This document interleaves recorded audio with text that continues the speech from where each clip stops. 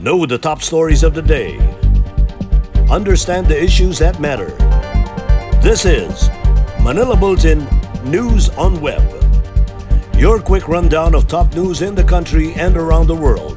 Manila Bulletin, celebrating 120 years of timely stories and timeless truths. Be fully informed. Hi, I'm Barbie Atienza. This is MB Now, and here are your news on web. The country can expect 10 million doses of coronavirus vaccines this month as a tight global supply has started to ease. In his Monday talk to the people, President Rodrigo Roa Duterte said the vaccines long awaited by the country have started to arrive in bulk, adding that even the United States could now share its residual supply after having inoculated most of its population. Duterte admitted the country initially had difficulty securing coronavirus vaccines due to the world's thin supply. The situation, however, has turned a corner as the world's vaccine supply has started to increase. Duterte previously lamented that the rich countries have cornered 80% of the world's supply of vaccines, leaving the developing nations like the Philippines to scramble for the remaining stocks. The country has so far reached more than 8 million doses of coronavirus vaccines, mostly Sinovac, AstraZeneca, Pfizer, and Sputnik V. Over 1 million Filipinos have already been fully vaccinated. Vaccine czar Carlito Galvez Jr., in the meeting with the president Monday, admitted that the country's vaccine rollout has slowed down due to the delay in the delivery of vaccines. He likewise informed the president that the delivery of 1 million Sputnik V doses on June 8 will not push through, adding he intends to talk with representatives from the Russian supplier about the new delivery date. Galvez earlier announced the country can expect 11 million doses of vaccines this June, including 4.5 million Sinovac, 2.28 million Pfizer doses, and 2 million AstraZeneca jabs through the COVAX facility, the 250,000 doses of Moderna purchased by the private sector, and the 1 million Sputnik V doses. The vaccine supply will increase by 10.67 million by July.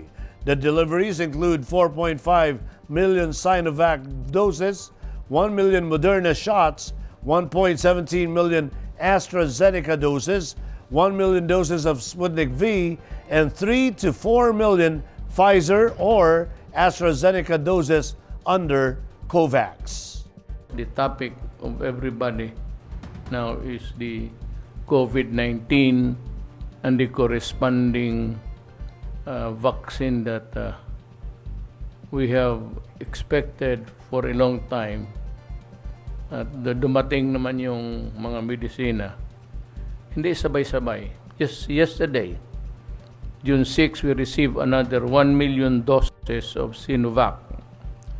This is a part of the 10 million doses that we expect to receive this month, according to our vaccine coordinator, Secretary Carlito Galvez. Coming our way would include Sinovac, Pfizer, AstraZeneca, Sputnik, and Moderna. Teenagers aged 16 to 17 with comorbidities will be vaccinated against COVID-19 using the Pfizer-BioNTech vaccine, according to the Department of Health. DOH Undersecretary Maria Rosario Vergara noted that a medical clearance is required before they can get vaccinated. The other COVID-19 vaccines with EUA in the Philippines are for 18 years old and above. Meanwhile, Vergara said that they could not yet include children in the prioritization framework of the country's COVID-19 vaccination program because of limited vaccine supply. Although the Philippines has been receiving more vaccine supplies in the past weeks, Vergara said it is not yet enough to vaccinate most of the country's population. Currently, the COVID-19 vaccination rollout covers healthcare workers, senior citizens, persons with comorbidities, and essential workers. President Rodrigo Roa Duterte has called for the proper disposal of garbage, including medical waste, after observing the rise in plastic pollution during the coronavirus pandemic. The president sought to raise awareness against plastic and medical waste following the observance of the World Environment Day on June 5. Duterte also raised concern about the increase in medical waste as the nation battles the pandemic, saying such garbage must be properly disposed of. Duterte, a former mayor of Davao City, recalled that medical wastes were once buried in a beach, which he claimed was not the proper way. Waste management firm Metro Clark Waste Management recently called for a strategic and efficient waste management program as the country faced rising medical and plastic waste. The group made the pitch to ensure public health as medical waste such as face masks, shields, syringes, and personal protective equipment continued to pile up in the country. President Duterte declared on Monday that peace talks with the communist rebels will not prevail if they would not stop the atrocities against troops and other people. The president issued a statement after denouncing the latest rebel attack on troops involved in a food and aid mission in Quezon and vowed to bring the perpetrators to justice. Duterte mentioned reports that the New People's Army rebels attacked the soldiers and policemen while they were on a mission to deliver food support to Buena Vista, Quezon last weekend. He blasted the rebels for their sheer brutality when they committed another atrocity. He said rebels no longer have any ideology except wanting to plunder and kill our soldiers. Duterte admitted that he could not understand why the rebels would attack food missions, especially as the nation battles the pandemic and would need food and other aid. Duterte maintained that the government has not been remiss in providing support to the people in need during the pandemic. He noted that billions worth of aid have been provided, citing the work of the DILG. The government terminated the peace talks with the communist rebel group in 2017 and designated the group as a terrorist organization. The talks bogged down after the president protested the rebel atrocities committed against the troops and the lives and properties of innocent people. Recently, he has directed the military to destroy the communist insurgents, authorizing them to shoot armed rebels on sight. They only have the condemnation of the people, especially from me. Kaya hindi talaga tayo magkaintindihan kailanman. No peace talks can ever succeed under me or under any other president if you do not stop attacking government forces and even civilian leaders. Yung mga barangay captain are insensitive of the plight of the people na kailangan ng pagkain pati tulong ng gobyerno. Hindi kami nagkulang sa tulong, bilyon yung amin. In Metro News, walk-in COVID-19 vaccination for A4 group allowed in Navotas. Pasay government ranks first in COVID-19 vaccine utilization. And Quezon City restaurants and business establishments offer discounts and incentives to COVID-vaccinated residents. More from these reports. The local government of Navotas City has allowed walk-in COVID-19 vaccination for members of the A4 category. Mayor Toby Tiangco said those who will get their job by walk-in appointment no longer have to register online. On Monday alone, the day when essential workers were finally given the green light to get inoculated, around 400 people got the job at the Navotas Fishport Complex, the local government said. As of June 5, around 42,752 residents have already been vaccinated. The Pasay City government ranked first in the use of COVID-19 vaccines, according to the Department of Health. Mayor Emmy Calixto acknowledged the figures from the DOH, saying that the local government achieved an 85% utilization rate. Pasay has also been cited as the city with lowest number of active COVID-19 cases. As of June 7, 2021, the city logged a total of 49 active COVID-19 cases, with 4 tagged as new cases.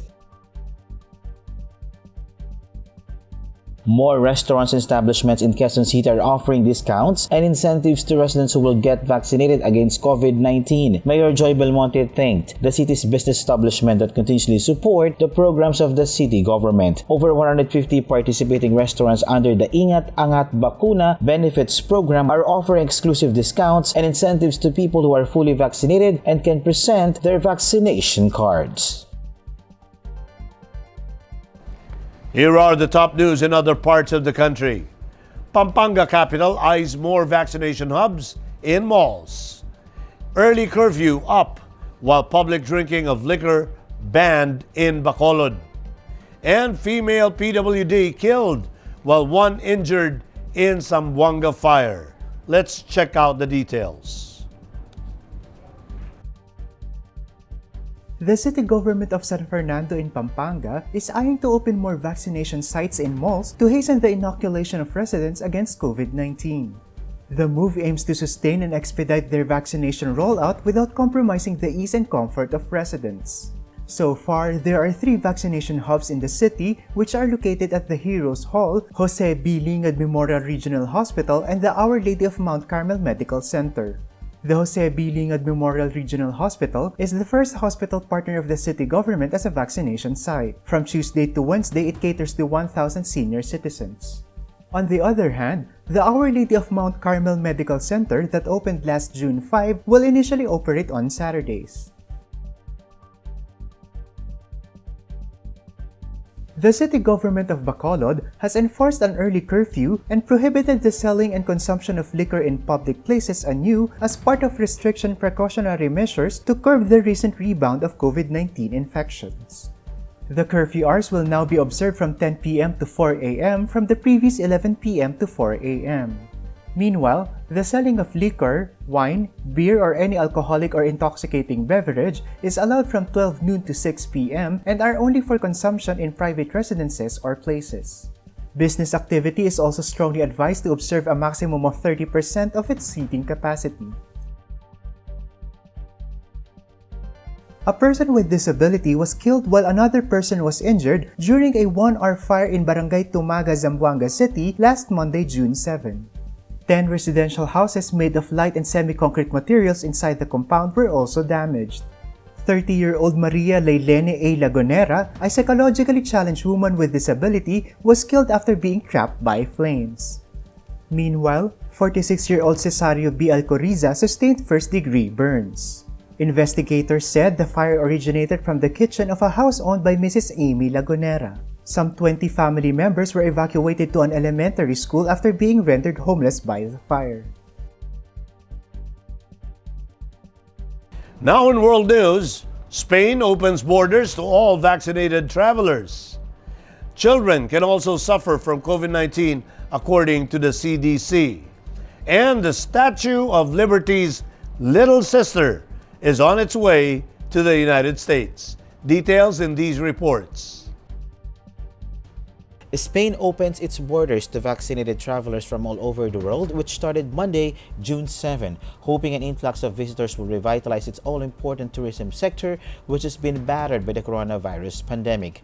Non-vaccinated Europeans who can currently enter Spain with a negative PCR test taken within 72 hours will from Monday be able to take a cheaper antigen test instead. Malaga Airport was expecting around 20 different flights on Monday morning alone from places around Europe such as Berlin, Lille, Frankfurt, and London. Spain will also begin allowing cruise boats into its ports again.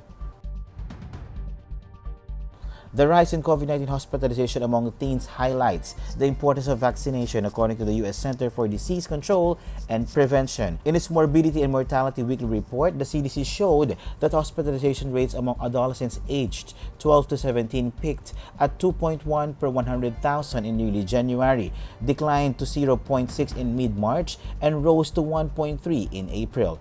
While COVID-19 associated hospitalization occur more often in adults, this severe disease occurs in all groups, the researchers said. The latest study also serves as a reminder that even children can suffer from the virus. A scale model of Statue of Liberty preserved in the Musée des Arts et Métiers in Paris begins its journey to the residence of the French ambassador to the United States. It will join the original Lady Liberty on Ellis Island from Independence Day on July 4. And then the French ambassador to the US will receive it on his residence in Washington, D.C. The original statue was also a gift from France backed in 1886. In entertainment, Netflix has vandalized billboards for the upcoming series Trese, sets the internet abuzz. Let's watch this report. Counting down the days of the release of Trese, streaming giant Netflix released a series of billboards that excites Pinoy fans even more. In a Facebook post, Netflix uploaded images of their billboards that looks like it was vandalized. Written all over the billboard are the words "Syudad namin ito, layas." Netflix condemned the defacing of their billboards and said that they are going to find out who did this. In a separate post, Netflix posted a video of the culprits in action. Apparently, they are the supernatural beings who are roaming the city. Of course, it is obviously just a clever way to promote their upcoming adaptation of the popular comic book created by Budget Tan and Cajo Baldissimo. Pinoys online were impressed about the posts, applauding Netflix and its advertising team for creating such a clever and creative marketing strategy. It received thousands of comments from excited fans and shared thousands of times as well within 24 hours of their posting. Trese, which tackles Filipino mythical creatures, is the country's first Netflix original anime show. It will premiere this Friday, June 11. In sports, Grandmaster Wesley So settles for a third straight draw at the Superbet Chess Classic of the Grand Chess Tour. Details in this report. Chess Grandmaster Wesley So settled for a third straight draw to remain stranded in the middle of the pack after 3 rounds of the Superbet Chess Classic of the Grand Chess Tour in Bucharest, Romania on Monday, June 7. The Cavite-born American agreed to split the point with Russia's Alexander Grishuk after 23 moves of a Ruy Lopez. It was the third standoff in a row for the World Fischer Random King and 2-time United States titleist after also drawing with Azerbaijan's Shakhriyar Mamedyarov in the opening round on Saturday and Armenian Levon Aronian in the second round on Sunday. The string of draws kept So in a 6-player logjam at the third spot with Aronian, Mamedyarov, Grishuk, Azerbaijan's Timur Rajabov, and Romania's Constantin Lupulescu with 1.5 points each. This 9-round Swiss system tournament, the first over-the-board event So is participating in 17 months, stakes a total cash pot worth of $325,000 US. And those are the news on Web today, June 8, 2021. For more news and details, get your copy of Manila Bulletin newspaper tomorrow, or you can log on to www.mb.com.ph. You may also subscribe to our newsletter through the link on this video's caption to get the latest news delivered to your inbox. I am Barbie Atienza for Manila Bulletin. Join us again tomorrow. This has been MB Now. Be fully informed.